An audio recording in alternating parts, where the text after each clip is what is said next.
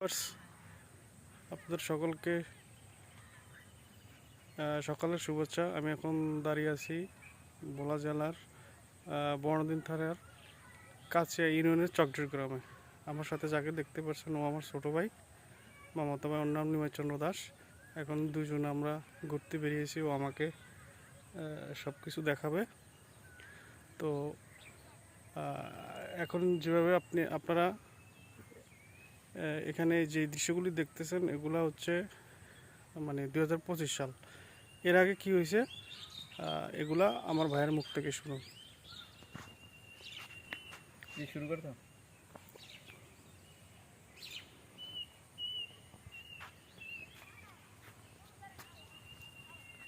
করি। স্টার্ট কর। দেখুন, আমার শ্রদ্ধেয় বড় ভাই পলাশচন্দ্র দাস দীর্ঘদিন যাবৎ এই 2027 সাল থেকে আজ 16, 17, 18 বছর ঢাকা সে বসবাস করে। 6 মাস কিংবা 1 বছর প্রায় পরে সে দেশে আসে এবং এলাকা সম্বন্ধে কিছু জানতে চায়। তার আর ব্যস্ততার মাঝে দিয়ে সময় হয় না। তার আজ ফ্রি সময় হয়েছে, আমাকে নিয়ে আজ ঘুরতে এই মর্নিংয়ে বেরিয়েছে। এখন সে বিগত দিনে এলাকা সম্বন্ধে যে যে যা দেখেছে, কিন্তু বর্তমান সিচুয়েশন এসে যে এলাকার অনেক পরিবর্তন।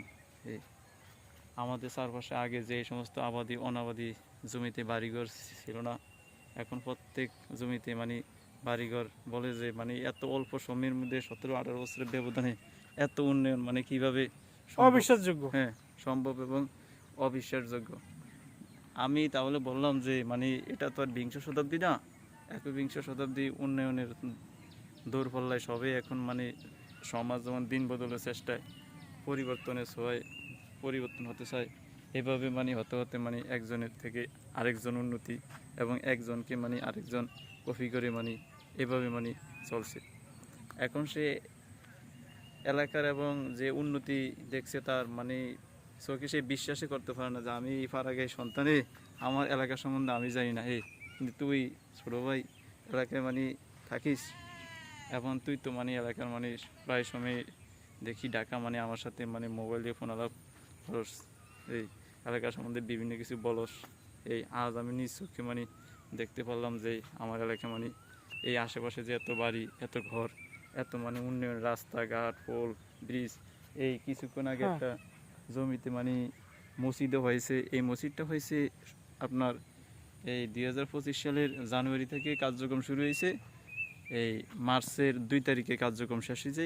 কিছুদিন হলো মসজিদটা উদ্বোধন করছে। এখন এই জায়গায় 5 ওয়াক্ত নামাজ হয়, ফজর থেকে ফজর, জোহর, আসর, মাগরিব, এশা।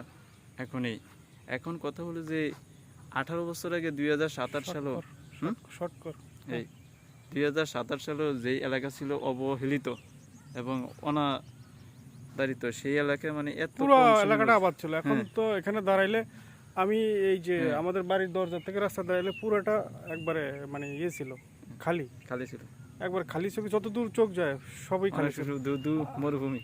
আর এখন তো সব বাড়ি ঘর, মসজিদ। 15-16 বছর আমাদের এই গ্রামে এমন কোনো জায়গা নেই যে পাকা না, সবাই ফাঁকা। শুধু এই রাস্তাটা বাকি আছে, এটা একটু হয়ে যাবে।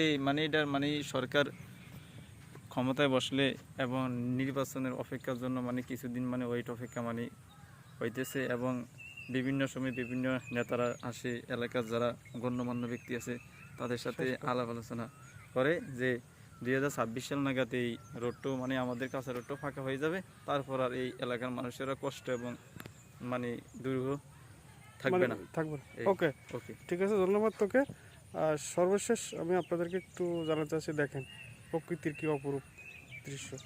এই যে কিছুদিনের মধ্যে ধান পাকবে, কৃষকরা তার ধান কেটে ঘরে তুলবে, ফসল কাটবে। তো আজকে এই পর্যন্ত, সবাই ভালো থাকবেন। ধন্যবাদ।